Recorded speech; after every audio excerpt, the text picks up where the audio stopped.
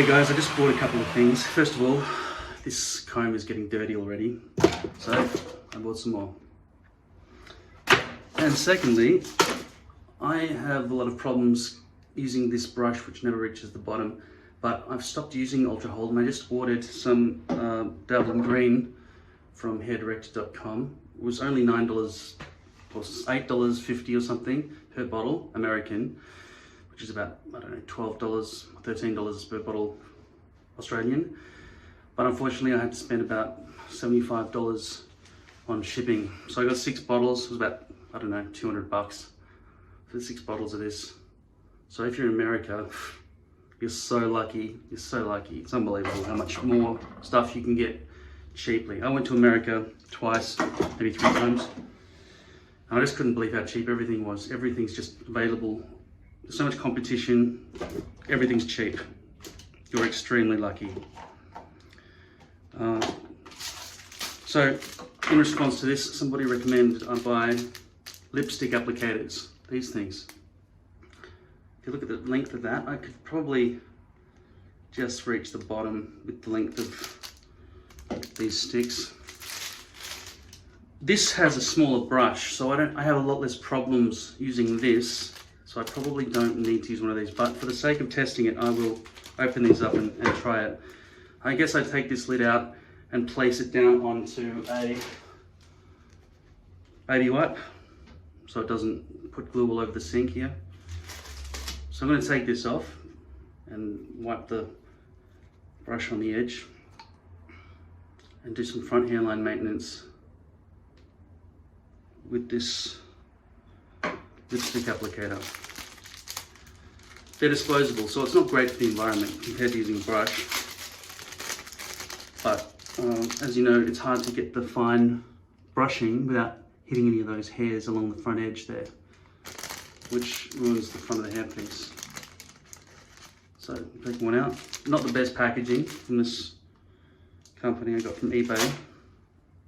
So they're hollow, and the tip is a bit of sponge, but it's sort of hardened. I don't know what's happening inside there, whether or not that black plastic. Okay, so that's what it looks like. There's an extra bit of white plastic in it and it just slots into that straw. So let's try this.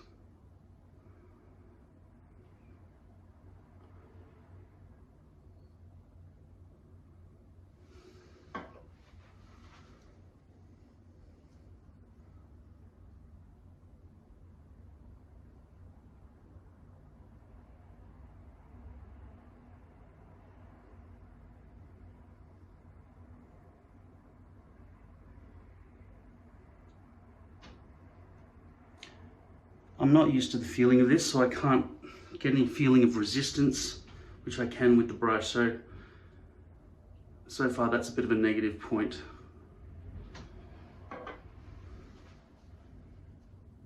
The brush is something I'm used to using, I guess, but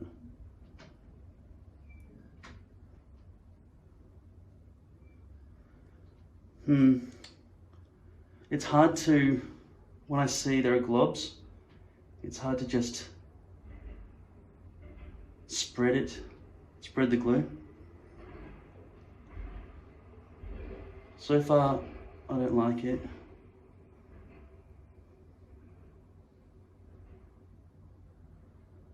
Because it does have such a sharp tip on it, it should give me much greater accuracy than a brush.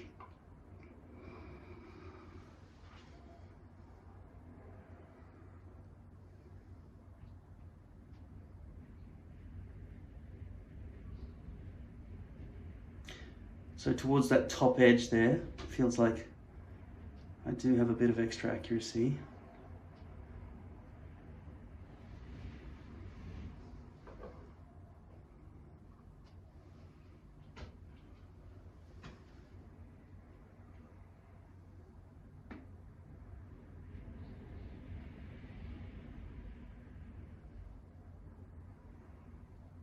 It's a slower process with this than with a brush.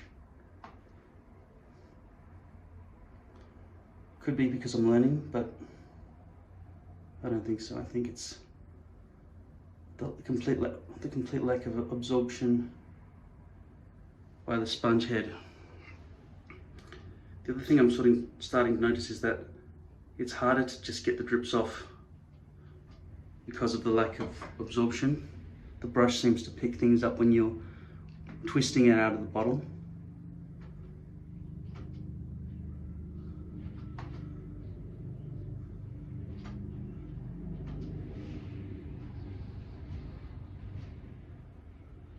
I am able to get good, so I just went into the hair a little bit there.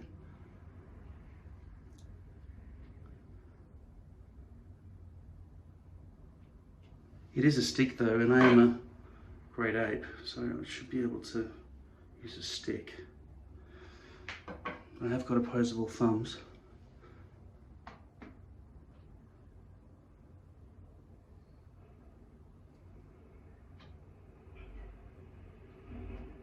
And yeah, in this spot here,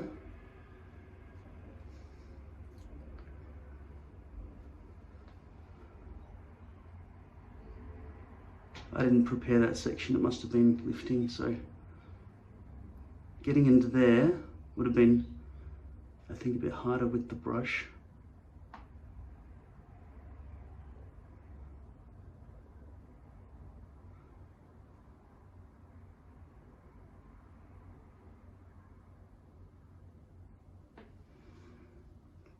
Now I'll try using the brush and see if I prefer it. See, in my case, I generally don't just like things because I'm used to them. I can generally tell if something's better or worse after the first small experiment. I can apply a lot more glue at a time with the brush, and I have no real problems getting under there with this short brush. The Ultra Hold brush has a lot longer bristles though.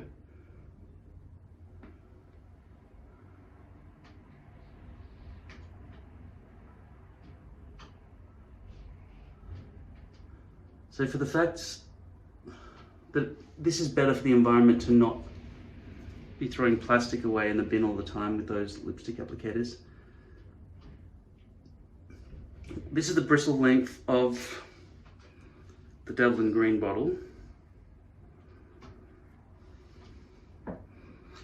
And with Ultra Hold, the bristles are longer, so these are less easy to control.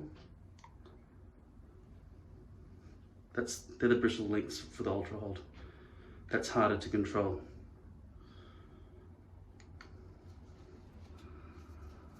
But this is not a good enough glue. This melts way too easily. I love Devlin green so far. It's a lot less viscous.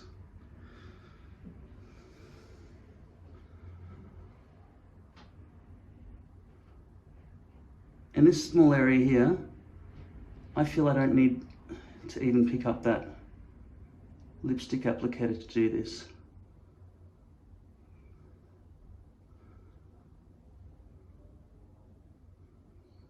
I'll have one last shot at the lipstick applicator, but so far I don't really feel the need to use it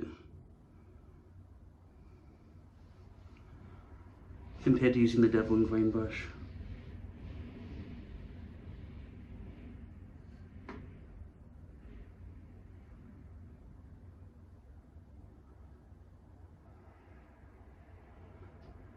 There would be a time, and I can give you an example of a time when I think that this brush would come in handy, and that is when the back part of the hairpiece comes off and I need to get in under there. So for me, that's back here, that's my perimeter there.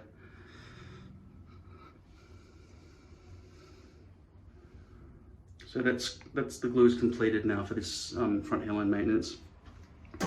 I had a shower, but first I wiped all the excess glue off with a baby wipe and my fingers and some C22 to clean it. Then I used some alcohol and I even used some soap. Then I had a shower, shampoo and conditioner. I wasn't being rough with the front because I didn't want to peel it back more than necessary. I just washed my hair. So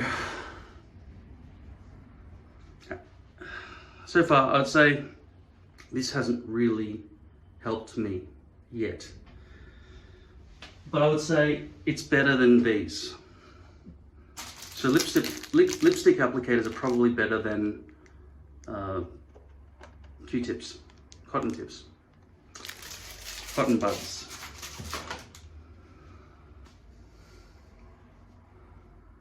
Yeah, I think it's a good tool to have on hand. So I think it was about $12 to buy 100 of them, including delivery. Might have been only $7, I don't know. But yeah, I have no use for them yet. I'll keep them on hand, but so far I don't see any good reason to use them.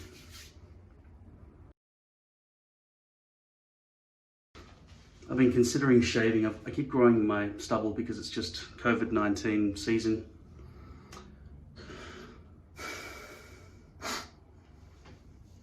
But because I am home a lot often by myself, in fact every single day, I'm sitting in a chair non-stop, I just wonder if it will feel nicer for me to have a fully shaven face. I don't think it suits me as much, but if you've got some sideburns with a little bit of length to them, your face does not look as plain as if you have compared to really short sideburns. If you're tanned, you never really have a plain looking face. But pale people have a tendency to look very plain in the face if they don't have any sort of facial hair or anything, which is beautiful for a girl. Porcelain face, very hot. With a man, to have a very plain face, I don't know, it seems a little bit something missing. I'm just going to use conditioner as a shaving cream. It's been too long since I left the shower, so my bristles have re-hardened, or whatever it is that helps you to shave. So I'm going to use the baby wipe. And I was talking about trying not to be bad for the environment, but this is what I use as flannels, as face washes. So I'm just going to put some hot water on my face. This razor blade only has 2 blades in it. These days you're expecting kind of 3. These are refills, but I wish I had have got one with more blades. It is due for a new blade.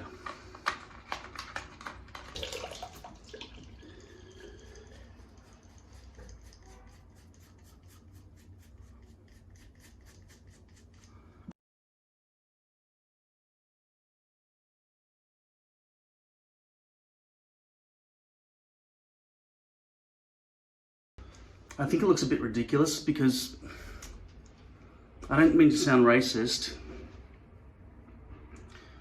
but it's red. It's orange. And as any ranger or ginger will tell you, we're not treated the same way as other people in society.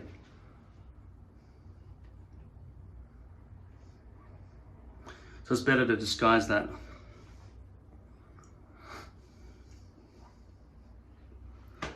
And besides, it's just too neat, you know? When it blended with the stubble, that's beginning to sting, actually.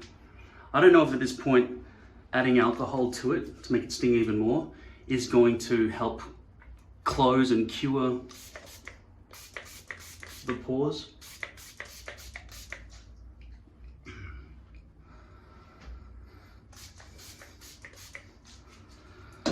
Stings a little bit, not too much. I'm trying to prevent a rash, which happens nearly 100% of the time. It will happen here, I know. Over the next couple of hours, it'll go bright, it'll go red, and then it'll have ingrown hairs, which is the reason I don't like to shave too much. I'm going to shave this whole thing off.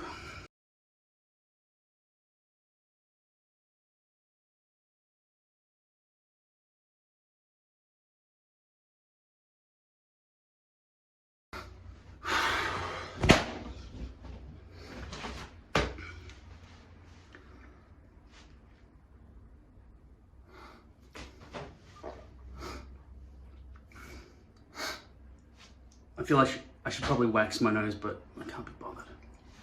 I'm just going to spray some of this alcohol. Like I said, I don't really know if it's going to do anything, but that's the I think, the active ingredient in aftershave to try to close the pores so it doesn't go all red too much. So when I shave my eyebrows to shorten them, I choose 6mm, the 6mm guard. I used to just do this and then snip them with scissors.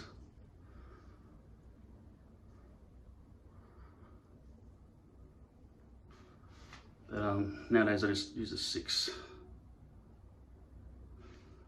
That want to be 3. Okay.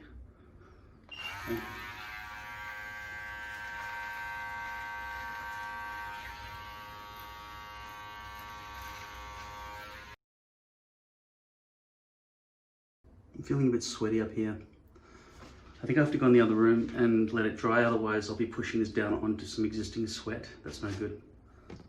Okay, I've cooled the top of my forehead down now, so I'm just going to press it down.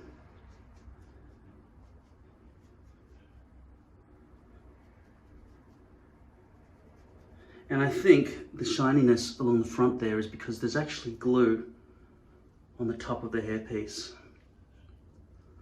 From the several weeks that I've had it on, it just sort of melted over the top. Feels like there's a clump of glue over here as well. There it is, look. Okay, so I was about to use this comb, but I think it's going to be it's just too hard to clean. That says something about how hard it is to clean glue off hair. If I can't even be bothered cleaning it off this comb. So how much do I care about the environment? Not as much as I was just saying earlier. And I can think of a good reason to use these. It's just if there's a tiny bit of lifting, you just want to get right under that little bit, these come in handy. Tiny comb. Seems useful. Okay. So I'm just going to spray my hair so it's manageable with water. Seems like there's some glue clumping around there, isn't there, as well.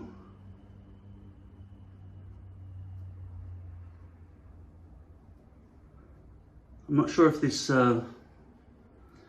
this comb has the length to give me some strength. Like, this is a nice big comb. It gives me some good, it feels like I've got some strength to use some leverage, but I'm not sure if this tiny little comb is going to have the same amount of power.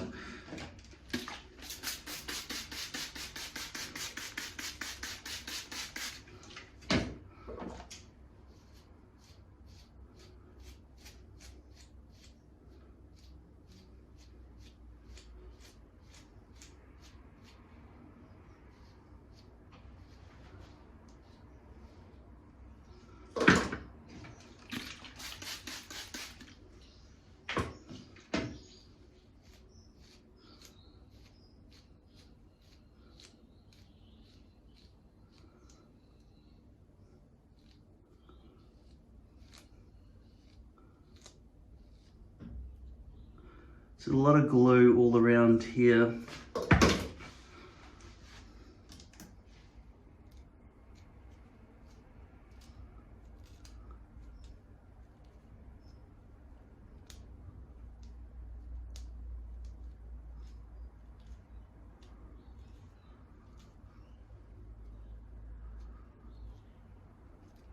Wow, I think I just ripped some of the plastic with this sharp-edged. Yeah.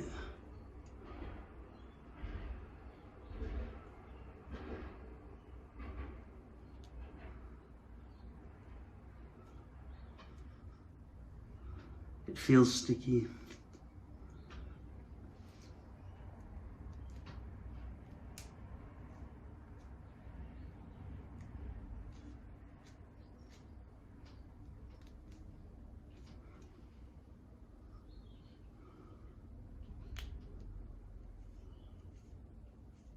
Yeah, I think this is a very sharp comb. You can see those bristles are actually tiny little blades compared to these ones. Maybe the comb matters, which comb you choose. It's alcohol.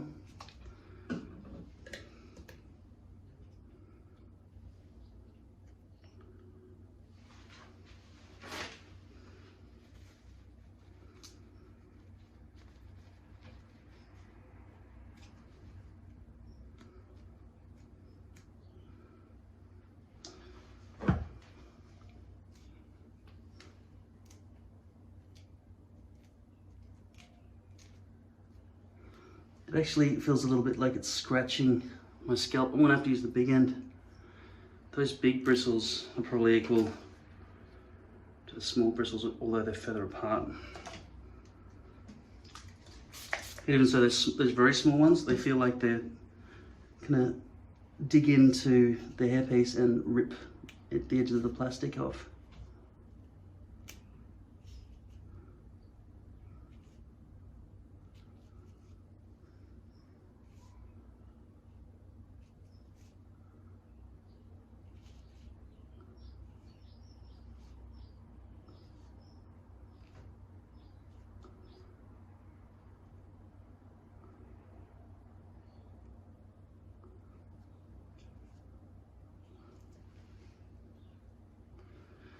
Yeah, even the large ones, they're very sharp on the tips.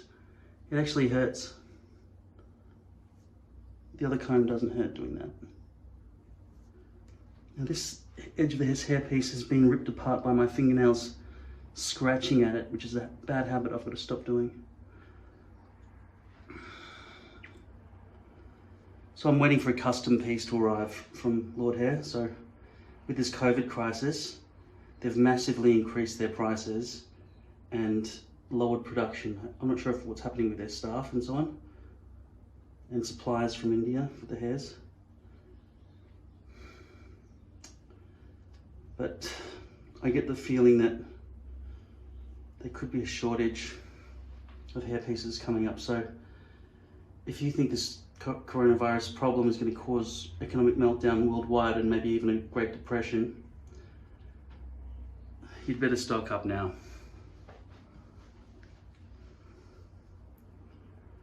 Maybe 2 years, 3 years supply of hair pieces. I'm not joking.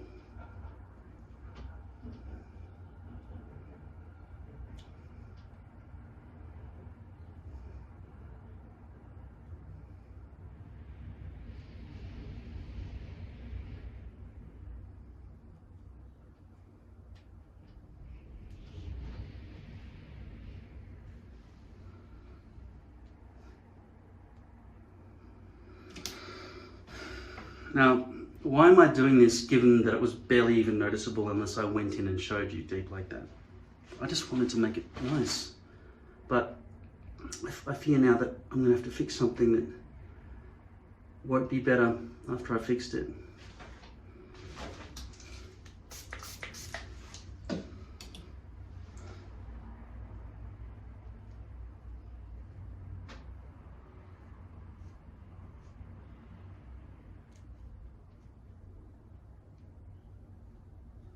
For example, to do this properly, I'd have to peel that glue off, which is going to be very hard to do,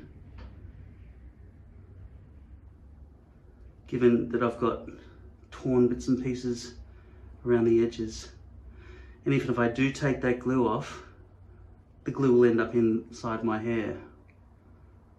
So in this situation, I'm feeling like I should probably just put it back the way it is.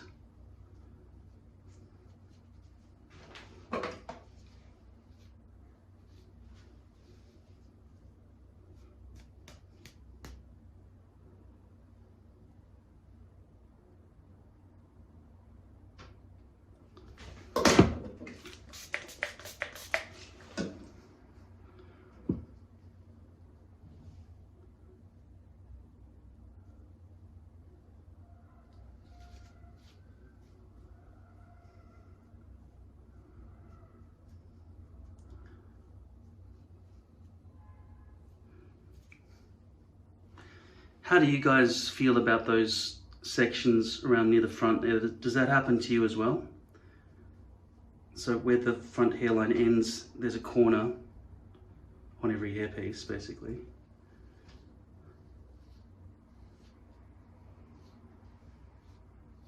Where glue clumping can start to gather around the edge.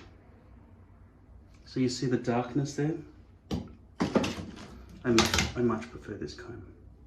The little combs just, I think they're worse. Not worse than nothing, but definitely worse than spending the same price on a single thicker comb. For those 3 combs, I think it was $7 with shipping. This one was probably $12 on its own.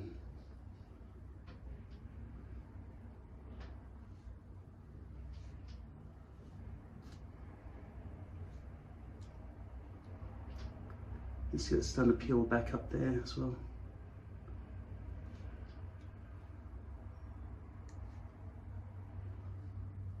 A lot of this would have to do with me picking at it. It's important not to pick.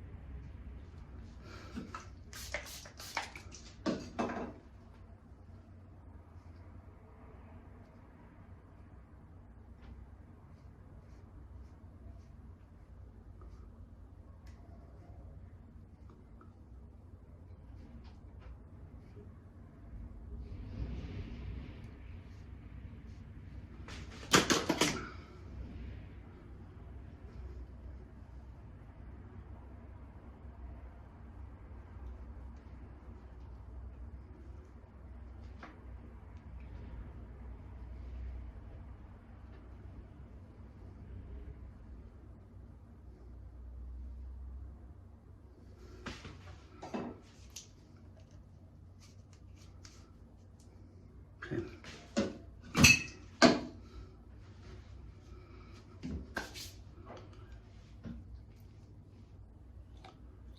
If this becomes difficult to use at this point, I will use one of those lipstick applicators.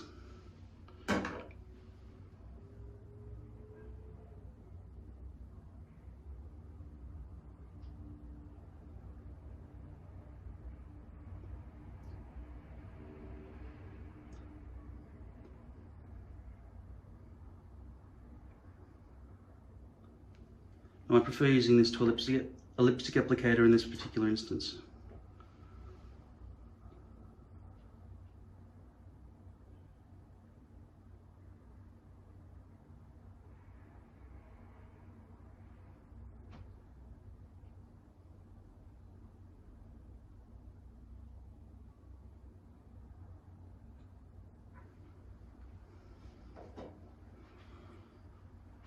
Okay, I'm gonna let that dry for 15 minutes, press it back down, and yeah, that's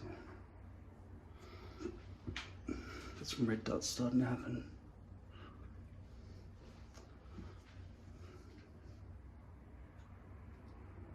Okay.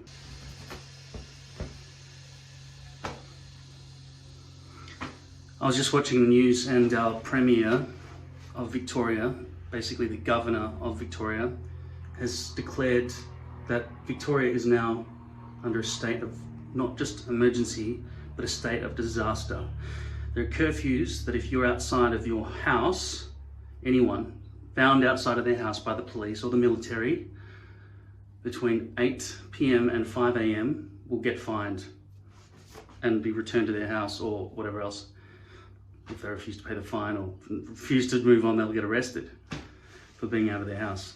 We're allowed to leave the house for 1 hour a day to go shopping, but only within a 5-kilometre radius of where we live. Exercise is limited to 1 hour outside of our house within a 5-kilometre radius. Maximum 2 people. Anything else is a fine or being arrested. I can hear sirens going now. I don't know if that's related, but yeah.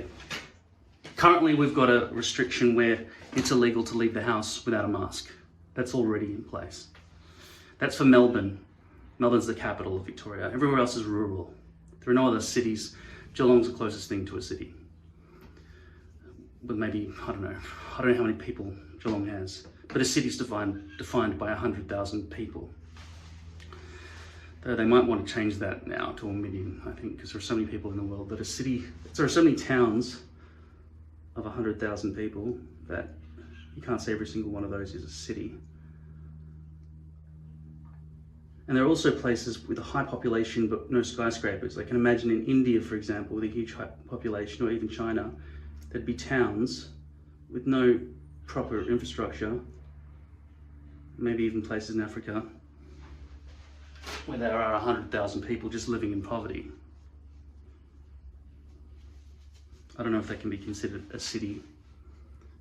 I can't think of any example of a city that doesn't have skyscrapers.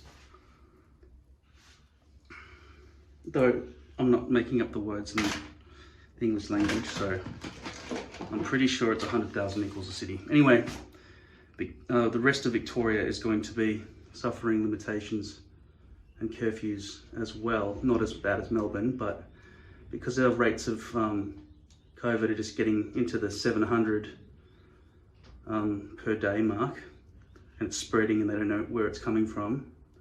It means that a lot of people, because basically they've been going around with, the military has been going door knocking to anybody who's ever been found positive with coronavirus and checking that they're home. If they're not home, that means they're out in the community somewhere, spreading. So because of those people, basically, I think they're just going out and spreading it. And now we've got big restrictions. So we're allowed to go shopping if we happen to live near a supermarket within the 5-kilometre radius. I do, luckily, because I'm near the city. But I know people, I know friends and family who don't live within 5 kilometres of a shop. So without home delivery, they're not allowed to buy food anymore.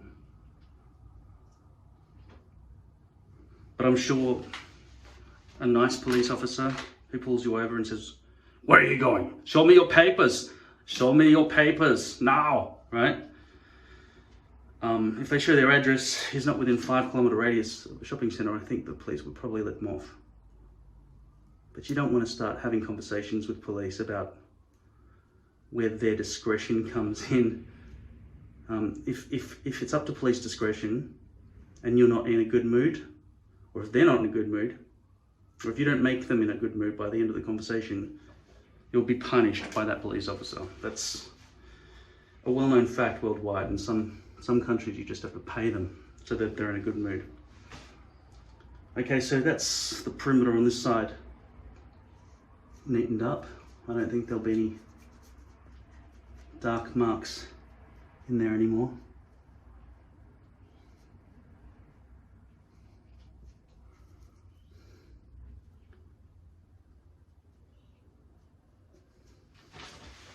This side, I just lifted it, found it was all messed up, and then quite simply put some alcohol on it and just stuck it back down.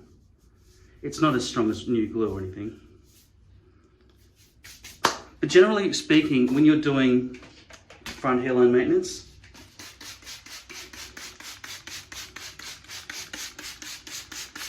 I'd say most people who wear hair don't do perimeter maintenance as well. Even though it can look bad if you dig through the hairs and find clumps of darkness like I have. I think generally most people would just let that be there like that until they change their hairpiece completely and remove it from the head. Because accessing the perimeter is a lot harder than accessing the front hairline.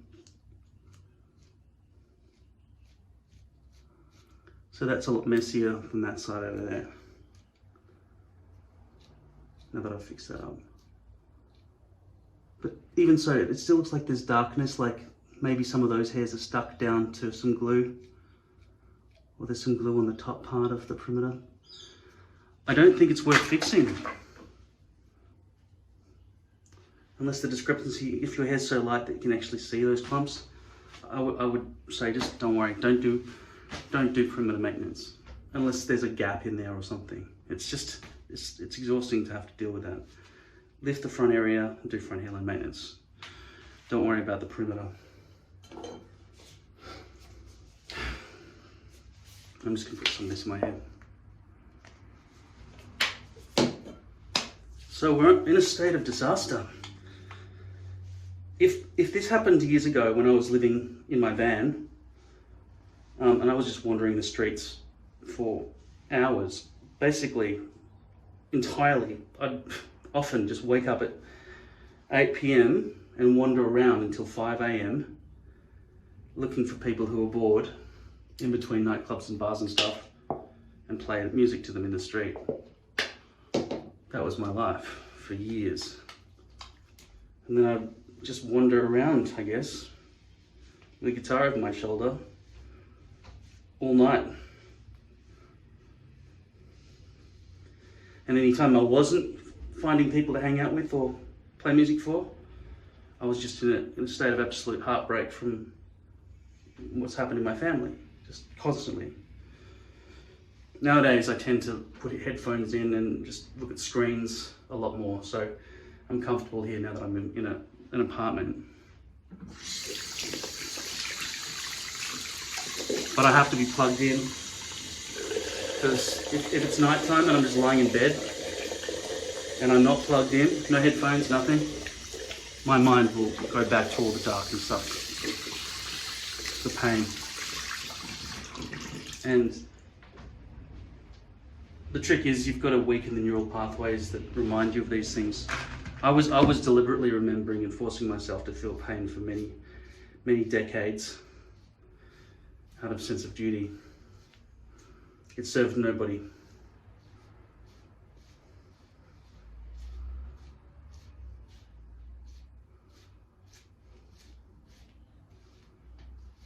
The trick is to lower your expectations. Something I didn't want to do. I won't lower them all the way.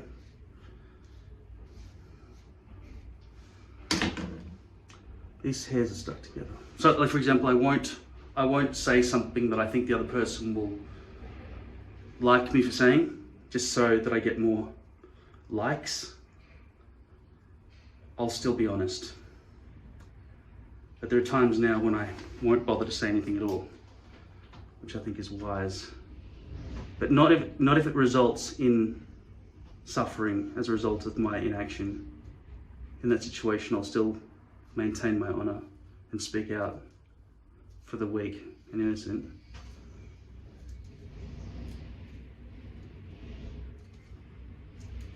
You know, it takes 3 to 4 minutes for a crustacean to die when you boil it alive. My family WhatsApped each other yesterday showing a delicious crayfish mornay or something, and everyone's like, "Oh, you're so lucky," right? And I went and just found some statistics on the internet and pasted that about how long it takes a crustacean to die when they're boiled alive. It sickens me, but I lose friends, you know, makes people not want to hang out with me. I might be ahead of my time, but what good has that ever done anybody to be ahead of their time? It means they've suffered throughout their lifetime, and then after they're dead and they can't see what's going on, they get a pat on the back for their tireless work, which they received no accolades for. So getting a what's it called? Posthumous? Post after you die? Whatever that's called. If you get a posthumous, I don't know what that word is, award for the work you've done, but you never experienced any credit for it or better treatment from it in your lifetime. It's, unless you're sitting up there with baby Jesus, looking down through the clouds and going, "I told you so," or some shit, right? I knew society would catch up with me one day. It's not me, I'm not saying I'm the one who's decided that animals feel pain and therefore we shouldn't hurt them. It's just, if we have morals, and then we can't hurt them.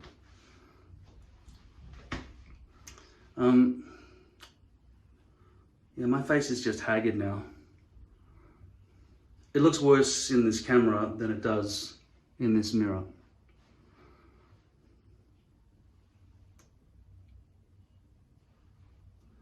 So that should last another week at least, right? Now that I've got this glue. And I still love this. It stays intact a lot longer than auger tape Ultra Hold. Doesn't melt nearly as easily.